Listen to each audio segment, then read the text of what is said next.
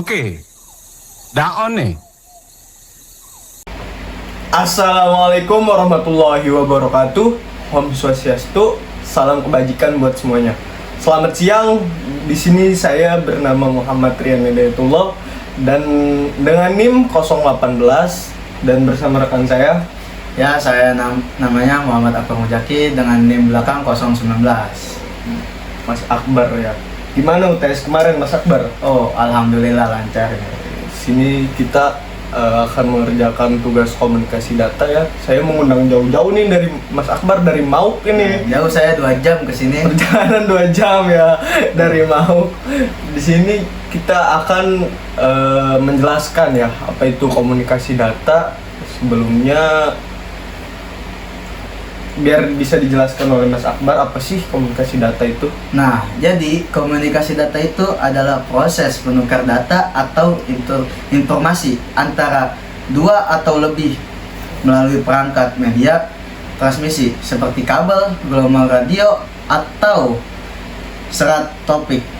Nah, yaitu seperti ini contohnya.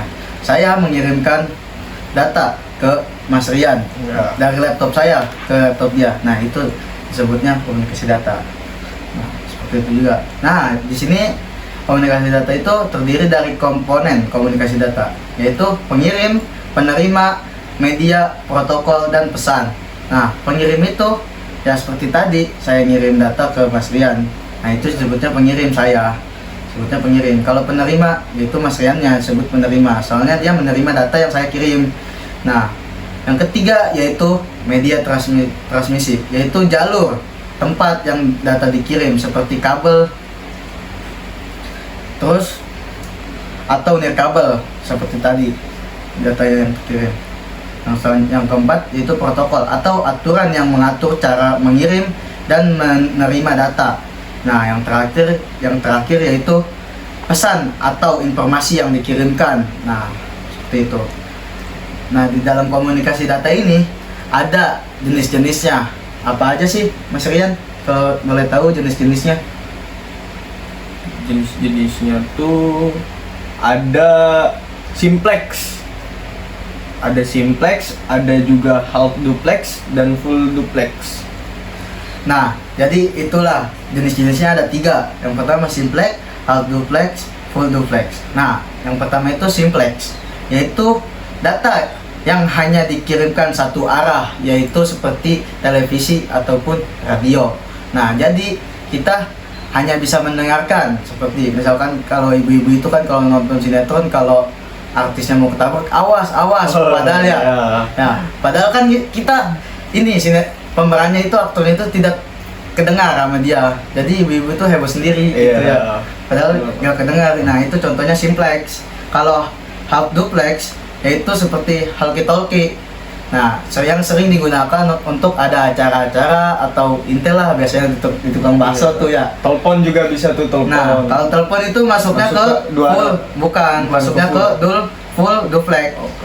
Nah, jadi kalau half duplex sama full duplex itu bedanya, kalau half duplex ganti-gantian kayak walkie-talkie, misalkan yang satu ngomong, yang satu berhenti, satu berhenti, yang satu ngomong. Nah, sedangkan kalau telepon ini yang full duplex ini dia bisa ngomong dua-duanya gitu. Bisa. Nah, iya. Bisa bareng gitu. Nah, iya. Kan dua. sering tuh kan kalau teleponan orang di sampingnya ngomong kedengeran nama yang di telepon itu. Nah, itu dia contohnya half duplex. Nah, terus di dalam komunikasi data itu yaitu ada mode transmisi. Apa aja sih? Yaitu di mode transmisi itu ada serial dan paralel. Serial. Nah, bit-bit serial itu adalah bit-bit data yang dikirim satu persatu dari awal gitu. Nah, kalau paralel yaitu beberapa bit yang dikirim secara bersamaan atau serentak melalui jalur terpisah. Yang paralel tuh biasanya lebih mahal ya, Iya. tapi dia lebih cepat. Nah, makanya itu serial lebih umum digunakan daripada paralel.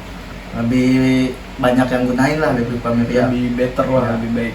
Selanjutnya di dalam komunikasi data ada media transmisi seperti terbimbing dan tidak terbimbing. Contohnya kabel, terus fiber optik.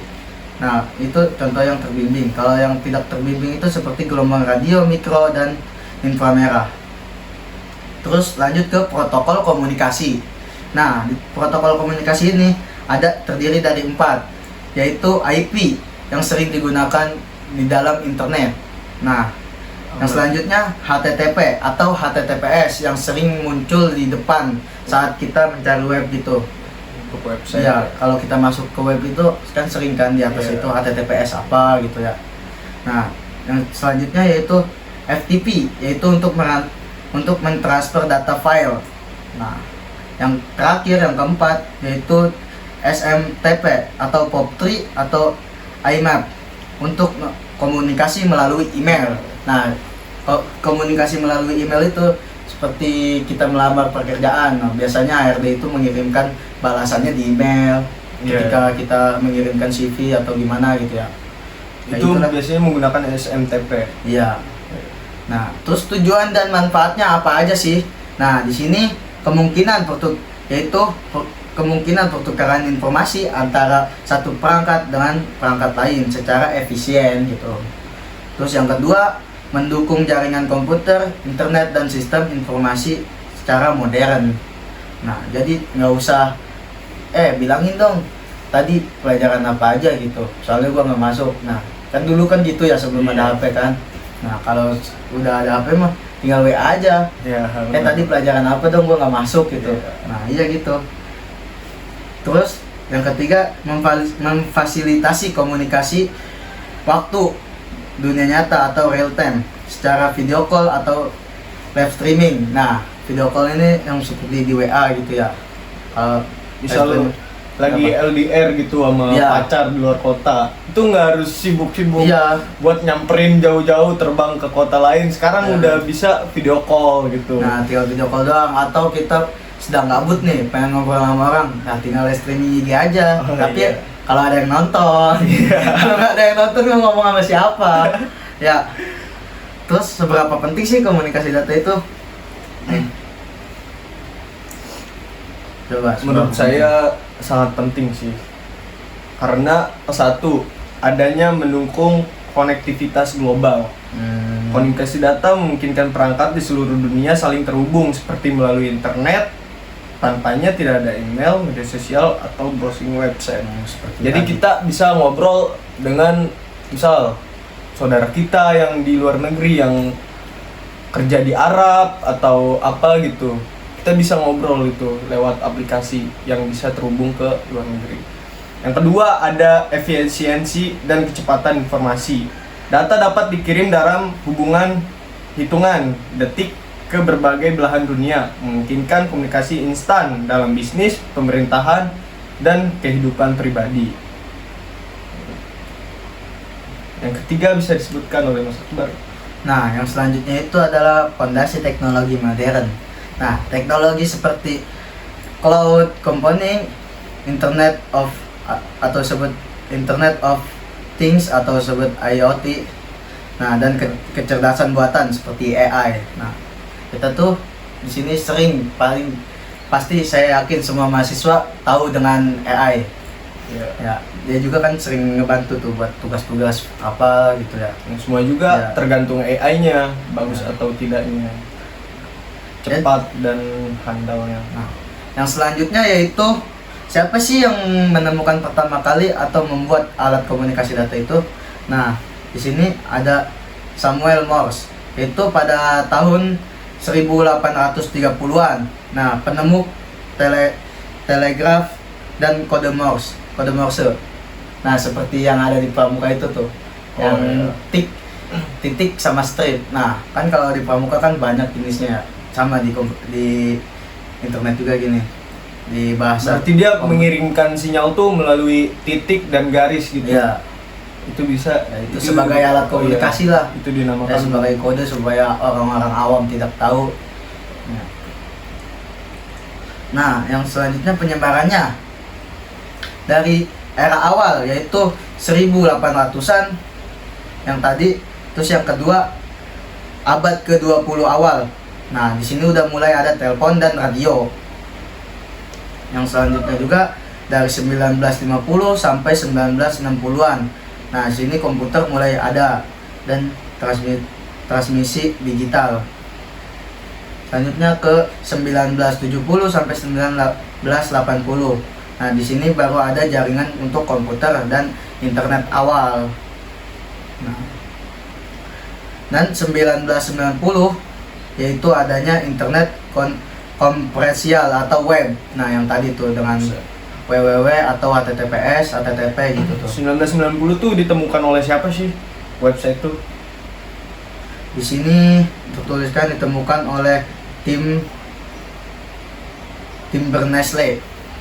Nah, selanjutnya sehabis 1990 lanjut ke era 2000-an sampai era sekarang. Nah, tahu kan era sekarang tuh banyak seperti laptop, apalah HP. Nah, bahkan bisa menggunakan wifi juga. ya, bahkan HP sekarang tuh unik ya, kayak bisa ditekuk. Iya. Kalau dulu tuh HP gitu-gitu aja, paling buat apalah BBM apa gitu.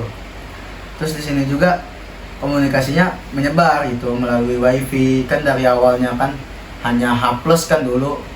H+, sekarang ke 3G, ke 5G, bahkan sekarang udah 5G nih. Penyebarannya juga sampai ke Indonesia ya. Dulu Iya. tuh orang Indonesia tuh dulu yang punya HP tuh paling yang konglomerat atau orang-orang kaya. Ya, sudah terhitung lah paling kan. Sekarang HP yang 1 jutaan juga banyak. Ya, kan dulu kan bahkan HP hanya dimiliki oleh orang-orang punya lah. Itu Iya. juga HP, bukan HP kayak sekarang yang layar sentuh gitu. Dan HP negaranya telepon juga rumah lah istilahnya ya, begitu.